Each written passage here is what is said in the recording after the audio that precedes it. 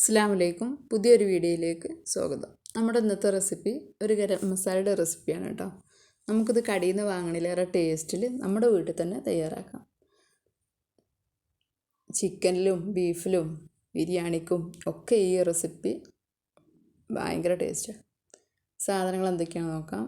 ജാതിപത്രി, ഗ്രാമ്പു, ചെറിയ ജീരകം, ഏലക്കായ,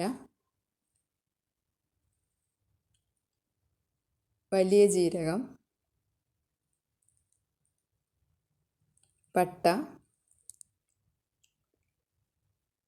പട്ടയൊക്കെ കുറച്ച് കൂടുതലെടുക്കാം, കുരുമുളക്,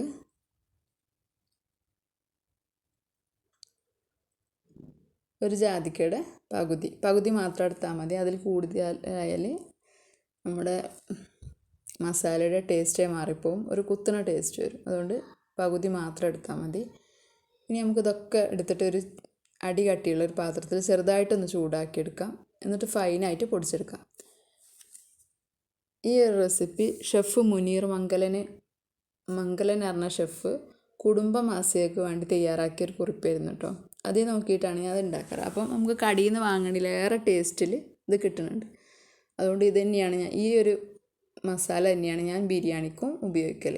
ഇതിൻ്റെ കൃത്യമായ അളവ് നമുക്ക് ഡിസ്ക്രിപ്ഷനിൽ കൊടുക്കാം, നിങ്ങളത് ചെക്ക് ചെയ്തോളൂ കേട്ടോ. പുതിയ വീഡിയോ ആയിട്ട് നമുക്ക് വീണ്ടും കാണാം. Thank you.